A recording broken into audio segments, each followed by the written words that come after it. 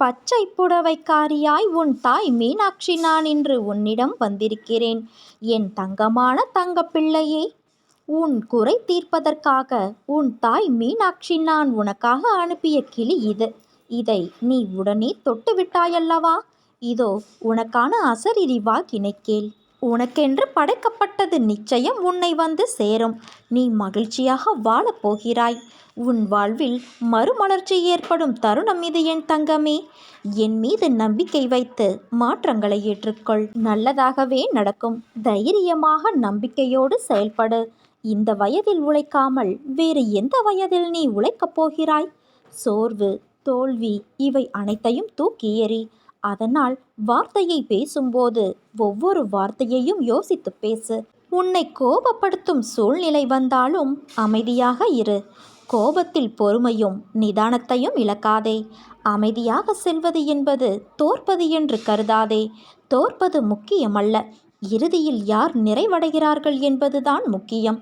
உனக்கு பிடிக்காத விஷயங்கள் நடந்தால் அந்த ஒரு நிமிடம் என் நாமத்தை உச்சரி. என்னை உன் நினைவில் கொண்டு வா. மற்றதை நான் பார்த்து கொள்கிறேன்.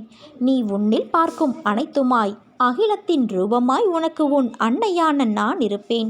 நீ என் பரிபூரண அருளும் அன்பும் ஆசியும் பெற்ற என் செல்ல பிள்ளை நீ. உரசாமல் வைரத்தை பட்டை தீட்ட முடியாது. நெருப்பில்லாமல் தங்கத்தை தூய்மைப்படுத்த முடியாது. அதுபோல நல்லவர்கள் சோதனைக்கு உள்ளாவார்கள்.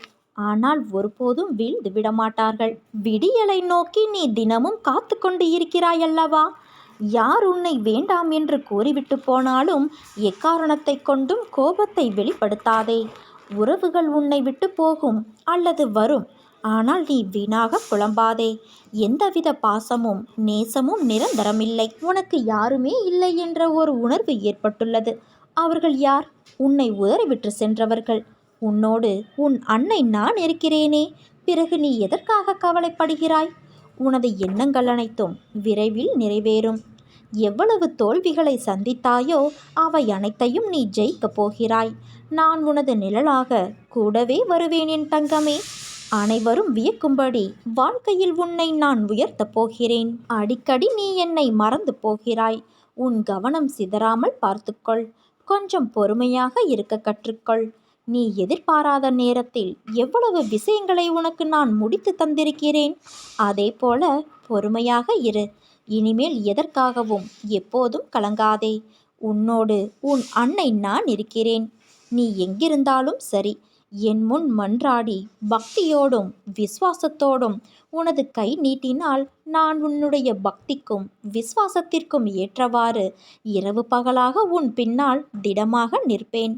கடைசி நொடியில் கூட உன் அன்னையான நான் உன்னை காப்பாற்றுவேன்.